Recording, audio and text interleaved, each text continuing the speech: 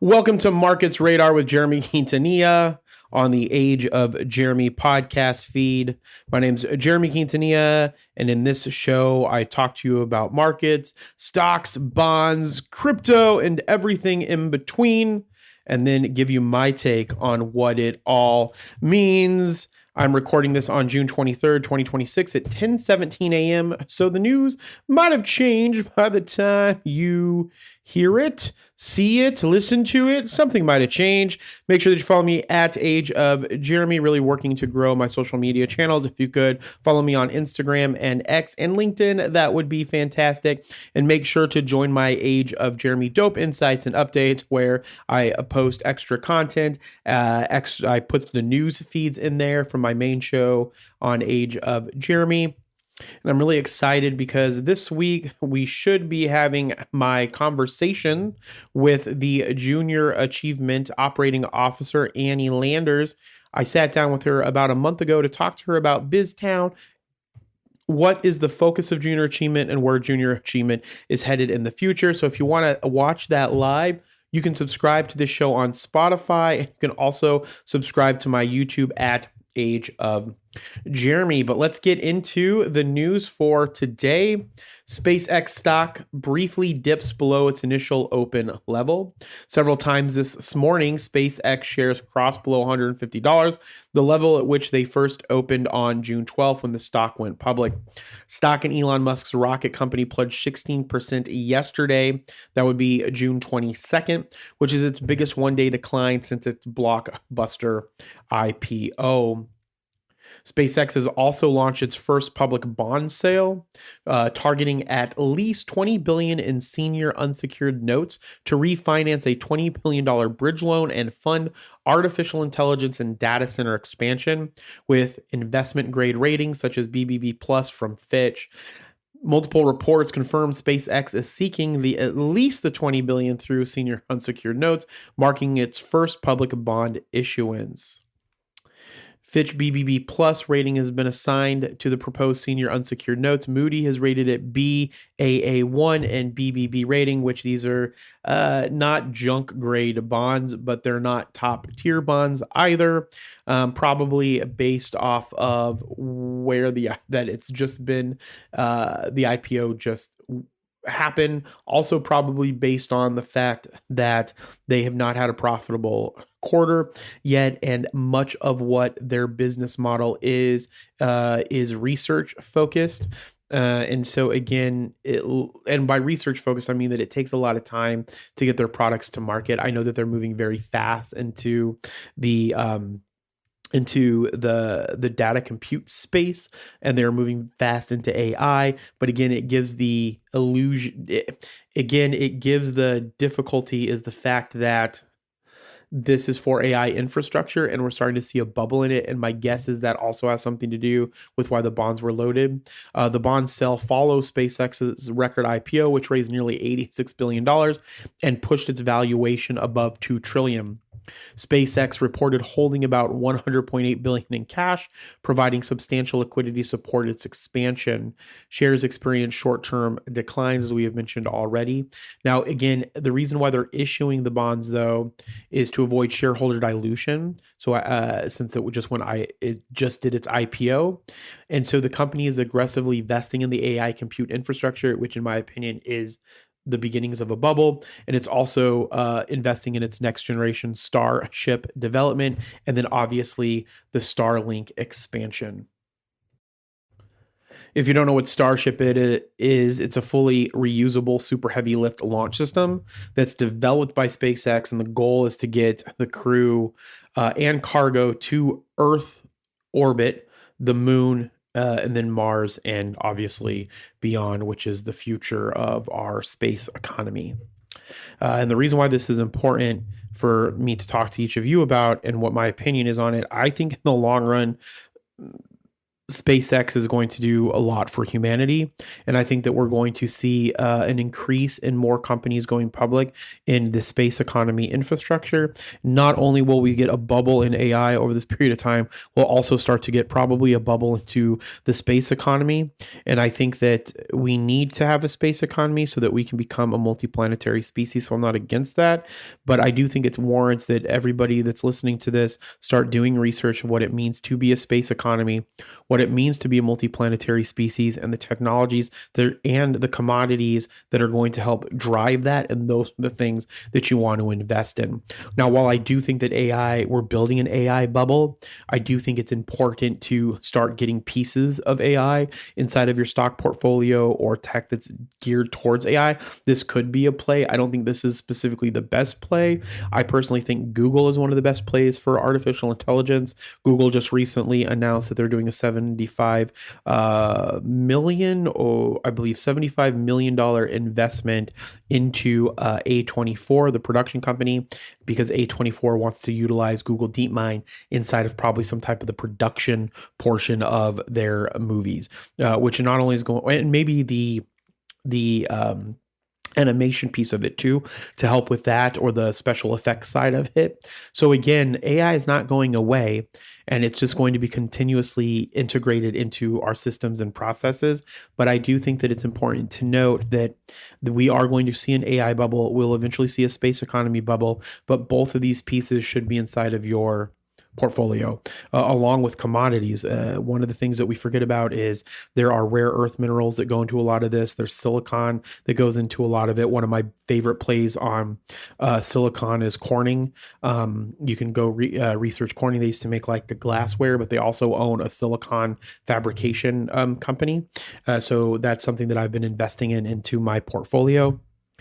So again, these things aren't going away. They're just going to be more integrated, and these things need to be a part of your portfolio. The other one that I forgot to mention is copper. Copper is a big piece of this. So again, there's a commodities piece of it, a space piece of it, and an AI piece of it that should all be part of what your portfolio is, or be a part of your portfolio.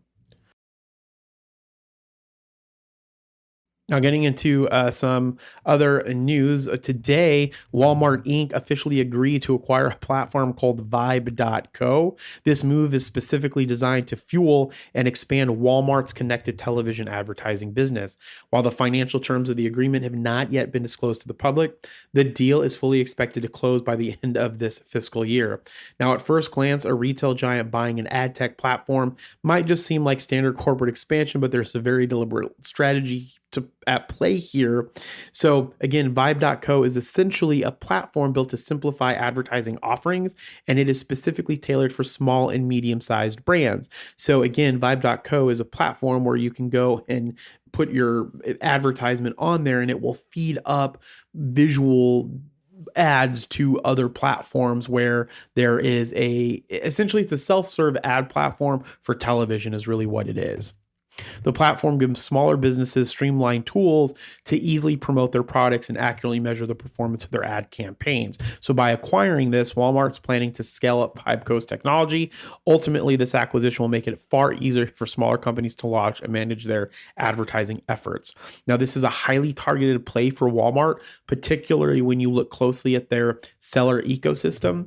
Small and medium-sized brands represent a crucially important cohort for Walmart, because a significant number of the sellers operating on Walmart's third-party marketplace fall right into this exact category. The acquisition of Vibe.co will allow Walmart to support these smaller independent companies much more closely and importantly, and it allows Walmart to reach even more of them. Okay, so if we look at the driving force behind this multi-layered strategy, we can look at the rapidly changing consumer habits. So Senior Vice President and General Manager of Walmart Connect US, Ryan Mayward, clearly outlined the company's philosophy in a recent interview discussing this deal. He simply stated, "We want to be where our customers are spending their time." And where exactly is that time being spent? They are spending more and more time in a connected TV environment. So having this being able for smaller smaller and mid-sized businesses to feed up that content along with probably Walmart's content out into the digital space in front of the television, then they will be able to position themselves stronger to not only create new revenue from small and medium-sized businesses, but then also to place their Walmart advertisements easier inside of these, in my personal opinion. So when we think about connected TVs, which are televisions that connect directly to the internet to stream content rather than using traditional broadcasting signals, which is where everything is going. The television landscape has shifted dramatically, and as viewership continues to migrate toward connected TVs, Walmart is observing a very distinct and profitable consumer journey. Now, according to Mayward, more and more customers are discovering new brands while they are streaming and watching their favorite shows. Once an ad catches their eye on the big screen, these consumers are immediately turning to their Walmart app on their mobile devices to look up those various items. So again, the idea is that you see an advertisement come up on the screen, and then the people that utilize Walmart for their purchasing habits, they're going to go to Walmart to look that up. So not only now does Walmart have revenue coming in for the advertisements that they're pushing out, then those people are then going off to Walmart to make that purchase. So to be honest with you, this is one of the reasons why Walmart continues to be such a great and large consumer company. And this is actually very thoughtful in my opinion. And one of the reasons why I have Walmart as part of my dividend strategy, because again, Walmart's going to do good in good times and they're going to do good in bad times. So again, this is a seamless transition from streaming entertainment directly to e-commerce, which is a fantastic idea in my opinion. Now, again, Walmart's first major foray in the connected TV space, if we look back to 2024, their company's last major deal was the massive $2.3 billion acquisition of smart TV maker Vizio. That multi-billion-dollar move was also especially executed to boost Walmart's advertising business. Following that acquisition, the retailer actually converted Vizio into a private label brand that is now sold exclusively where? Within Walmart and Sam's Sub stores. So when you put all these pieces together, a very clear picture emerges, a very smart picture, a very thoughtful and strategic picture of where Walmart's going.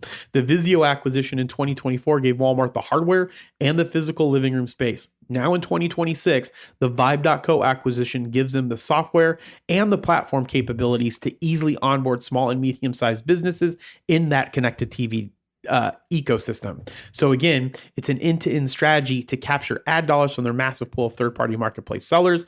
Walmart is then ensuring that when consumers are streaming content on their smart TVs, Walmart is not only providing the screen, but they're providing the engine driving the ads that are going to facilitate to their application to do a purchase. And this is one of the most thoughtful, in my opinion, smartest strategical moves by Walmart. And to be honest with you, I would start buying Walmart as a stock if I were you, because not only are we going to see them be successful in these good times, like I said, we also see companies like Walmart, which is a consumer staple company. And by that, I mean that people need them no matter what for the most part because of their prices. You're going to see them do well even when things are bad. And now that they have this integrated advertising into their app purchasing business, I can't imagine that it's not a buy signal for Walmart stock. And again, like I said, I have them inside of my portfolio. If you looked at your portfolio this morning, you know it is shaping up to possibly be an ugly day for the tech sector. And again, I'm recording this on June 23rd, 2026. We're seeing recently red hot chip stocks taking a massive hit, highlighted again by South Korea semiconductor heavy Kospi index plunging 10% overnight. And if that wasn't enough, the highly anticipated SpaceX IPO, as we mentioned in the beginning of it, is stumbling a little bit back and forth out the gate, and they just issued the bonds like we mentioned earlier. But amidst all the tech turmoil, there is fascinating and frankly overlooked rotation happening under the surface. So I want to talk a little bit about the energy sector and how it might be a play for you right now across the broad market. To understand the energy play, we have to look at the macro geopolitical picture. And as we all know, and as I reported on this podcast specifically over the weekend, there's the recent conflict surrounding the Strait of Hormuz, and it has thrown global logistics into absolute chaos. Now, if we look at operating in an environment where a single drone strike or even just a social media post out of Iran can send oil prices widely surging and plunging before the market can even process the news, the one undeniable fact is that a massive amount of oil and natural gas simply wasn't shipped to customers during this crisis. Now, basic economics would tell you that energy stocks should be soaring, but here is the bizarre disconnect. They aren't acting that way at all. Right now, an index of US companies in the energy sector is actually sitting lower than it was before the conflict even started. Energy has been trailing the broader market and lagging behind those volatile tech stocks by an absolute mile. The market is entirely missing the underlying financials here. Investors are hyper-focused on the potential gains from AI, but the financials benefits for energy companies are much easier to quantify right now. So prices for oil and gas have been elevated for an extended period, and the data suggests they are going to stay that way. So if we look at the hard numbers, if you take just the three largest companies in the energy index, you look at Exxon, Mobil, Chevron, ConocoPhillips, and Exxon is part of my dividend portfolio. Analysis forecasts that their free cash flow has skyrocketed by a combined $60 billion for this year and next.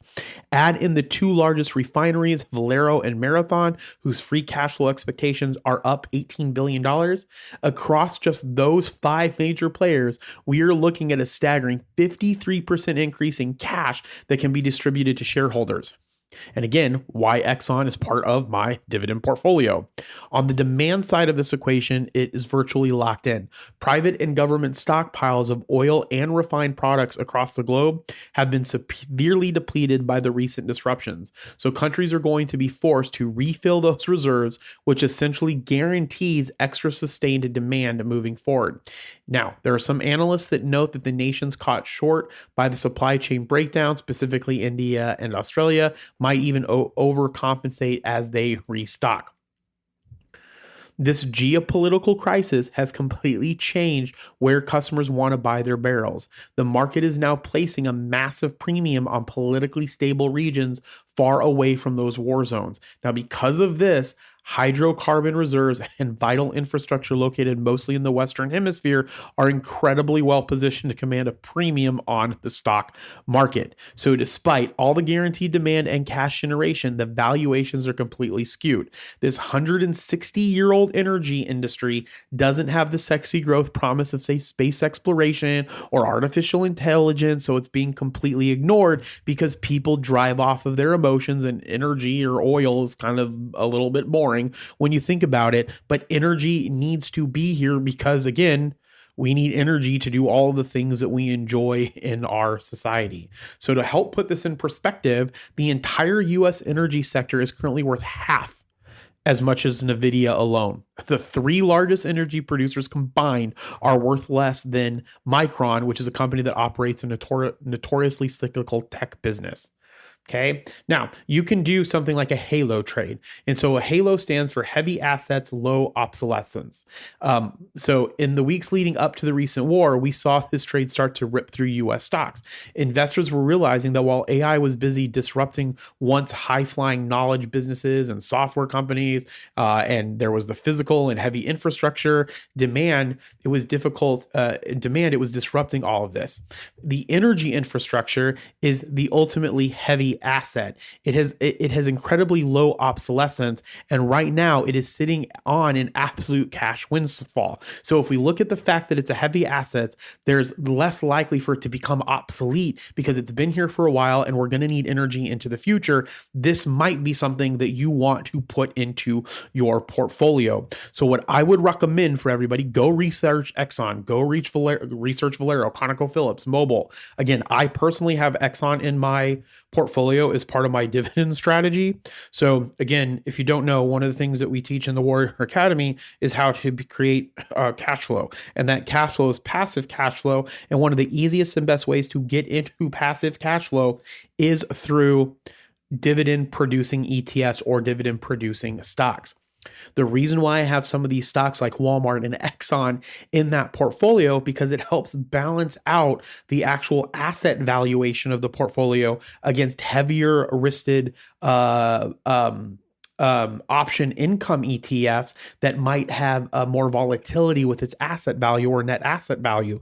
So these companies like Exxon, like Walmart, like Medtronic, which is another one that I have in my portfolio, like Coca-Cola, having those pieces inside of the portfolio helps balance the portfolio out so the overall portfolio is not as risky. So do not miss out on the energy sector. If you're a news nerd or an energy nerd or a nerd or a finance nerd, one of the newsletters that I pay for, $20 a month, it's Barron's Energy Investor Newsletter, I think is what it's called. And it comes out every single week, and it's updates on everything that's going on in energy. And that's one of the things that I started reading last year to help me understand energy better so that I can make investments. Again, we try to make investments really, really hard. If as investors, we're investing for the long term, nothing is more important than news and information. Okay. If you look at what I just told you today, the situation with Walmart, definitely a buy, in my opinion. If you look at the fact that they strategically created that and have been implementing that, that means that Walmart is very, very well ran and very, and really positioning itself for how things are going to be consumed into the future and how they can get those consumers to buy on their e-commerce and probably in stores. If we look at where oil and energy are going right now, especially if they're sitting on that much cash, they're going to pay that out to investors. So something like Exxon is a no-brainer in my opinion. So again, something to think about. Again, this is free financial advice, so I can give you all the free financial advice that I want. So it's up to you to research and use it.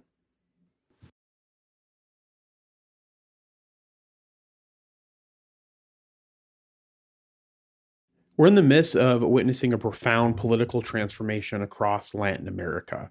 And I think it's something that we, especially I'm a Democrat, so individuals on the left should be mindful of. But then also from an investor standpoint, we should also be thinking of it because there might be good opportunities to invest in Latin America and Central America. There's a new way of leaders that are taking power, and they are bringing with them populist mandates focused squarely on free market economics and iron-fisted security strategies. So what is most notable for these markets is that this new bloc is deeply aligned with the political style and policy priorities of the United States and President Trump, which again, the reason why that's, again, if you're right, that I don't mind any of that. Where I do mind is the dictatorship misunderstanding of, well, that Trump, while he is in a capitalistic society and he does have mechanisms where he can be monitored through our through our different houses to keep people in check, is that he still tends to act like a dictator, someone who's looking to continue to create power. And what that does is it then makes it more likely to be be someone that these other leaders in these Central American countries can look at to say, okay, well, if he was able to do that, I'm able to do that. And then when they align with him, he's very friendly with them and helps them. And then it continues to put these iron-fisted dictators to help them get into power and stay into power. And then we start realigning what I would consider our allies of the United States and who our enemies are with the United States. And that continues to push us into a world war or a more intense global conflict. And again, I'm not saying that this specifically is right as opposed to pro-left, but I feel the type of right that Donald Trump supports is not what Republicans should inspire to be, or the grand old party should inspire to be. But that's my personal opinion. Okay, now this is being fueled by deep anti-incumbent sentiments following years of sluggish economic growth, compounded in many countries by a severe surge in transitional organized crime. So the latest domino to fall, and perhaps one of the most significant, is Colombia. Just this past weekend, Eduardo de la Espriella, a flamboyant millionaire defense lawyer who calls himself the Tiger, secured a razor-thin runoff victory to become Colombia's next president. He is set to take office on August 7th, and his election perfectly encapsulates this new era. De La Espriella, who is an American citizen and contributed to Trump's 2024 campaign, has promised a total war on armed narcotics trafficking groups. However, investors should note that he faces real headwinds. With little support in Congress, his ambitious plans to cut ministries, shed state jobs, and build mega prisons will be an uphill battle. But Colombia is just the latest chapter. If we look at a broader map, in Chile, President Jose Antonio Cast, whose victory was driven by public anxiety over safety and immigration, is deploying military forces to northern frontiers and launching the Chile Moves Forward initiative to aggressively target crime syndicates, which in and of itself may not be bad.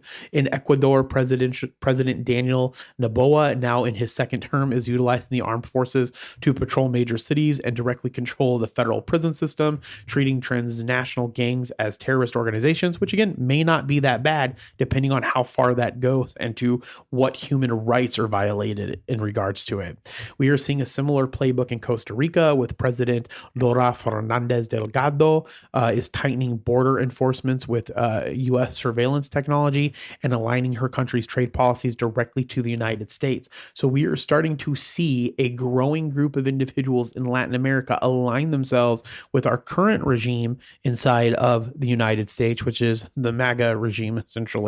And that is going to help them continue to build power, which again, I'm not saying that the ideologies of the Grand Old Party are completely wrong or anything of that nature. But what I'm saying is if we look at this of a new form of allies being formed, this is a great point that I've been trying to mention for many years now, that we're creating new allies for the United States. And these are the beginning stages of more of a global conflict continuing to happen. Because if these individuals get into a position where they're battling with another country or there's unrest inside of their country, then the people that come to their aid are now the United States to help them. And then more and more conflicts start to emerge. And we go further and deeper into what I would consider, say, a world war.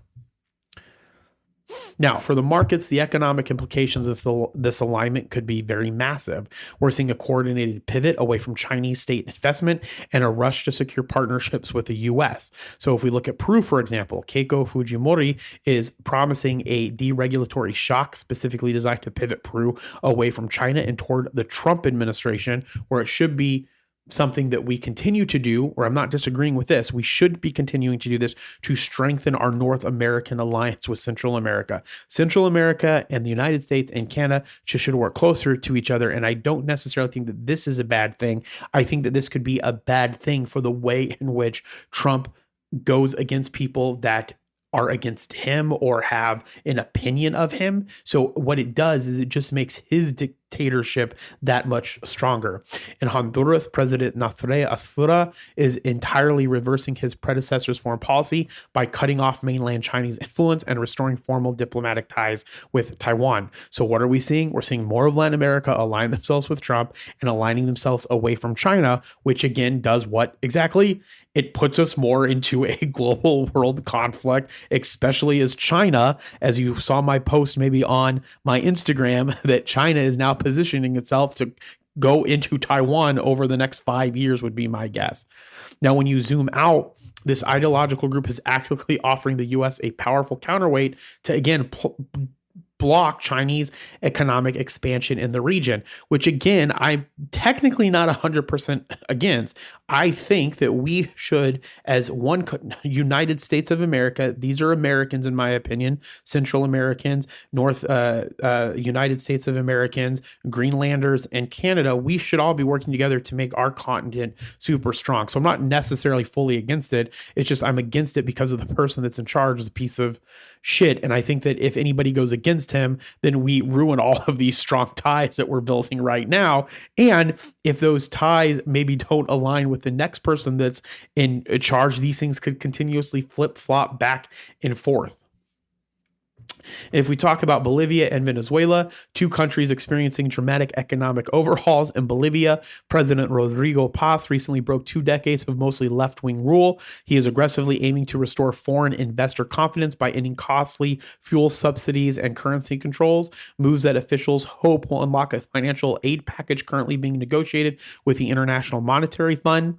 Now, this austerity has sparked nearly 2 months of severe protests and shortages, which U.S. officials have backed Paz against, calling the unrest an ongoing coup d'etat. It is a volatile situation, but a clear shift toward free market principles. And again, I think free market principles have a place in whether it's a communist society or a capitalist society. It just depends on who ends up controlling everything at the top.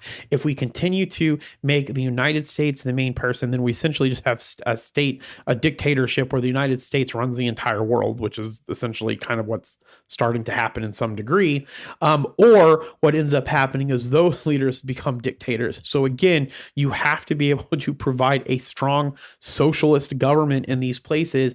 And if you try to implement free market principles in some capacity like China has, you can be very successful. There is the unprecedented situation in Venezuela as well, since former leader Nicolas Maduro was ousted in a U.S. military operation this past January.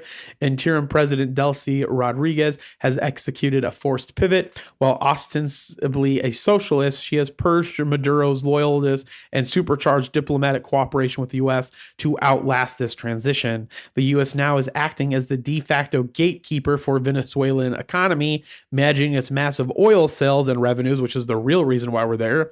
For energy investors, this is, again, a headline. Rodriguez's administration has completely overhauled energy and mining regulations specifically to reopen the country to American companies, which, again, goes back to what I was saying earlier about energy and why you need to be up with energy, because at the end of the day, we can't do anything without energy, and so you should be invested in it in some capacity. So what does this all mean for a global macro picture? So the Trump administration now has an unprecedented network of eager partners willing to cooperate on aggressive anti-migration enforcement, joint counter-narcotics operation, and crucially free market trade, which again, not necessarily saying that all of those things are a bad play and that we shouldn't be aligning ourselves in some regard in this way. While Latin America's two biggest economies, Brazil and Mexico, are still run by leftist governments, they maintain working relations with the U.S. I think the Mexican president, I forgot her name, is doing a fantastic job. And even the balance could tip soon. All eyes are now on Brazil's presidential election coming up on October 4th. If Flavio Bolsonaro, the son of former right-wing president Jair Bolsonaro, edges out current president Luis Inácio Lula da Silva, it could tip the entire region even further into this new right-leaning U.S.-aligned orbit. So essentially, we are creating an aristocracy, essentially, or a capitalistocracy in these countries, with that lead dictator being Donald Trump, where if things don't go his way, then it could be bad news for Central America. And that's more of my problem with this, rather than the thought process where we should be doing these things and working with Central America to make them stronger. The problem is that once you piss off Donald Trump, then you've just pissed off Donald Trump, and he continuously acts like a child. Now, this is, again, a generational shift in Latin American politics and economics, and it's actively rewriting the rules of foreign investment and supply chain logistics in the Western Hemisphere, which, again, we should be focusing on building these strong relationships with Central America, and we should have been doing it a long time ago, and we should have more involvement in it. We should have better agreements with them, and we should be aligning Greenland, Canada, North America, and Central America as one North America, rather than us fighting. We should all be working together. And in regards to that part, I'm not entirely against it. It's just what ideology and who do you align with that is going to make it the most productive and provide the best benefit to all parties involved. So again, keep up looking at the news. Make sure that you check out my Age of Jeremy episode that's going to drop tomorrow, and check out more Markets Radar later this week. And with that, as I always say, be thankful, grateful, and kind. Bye.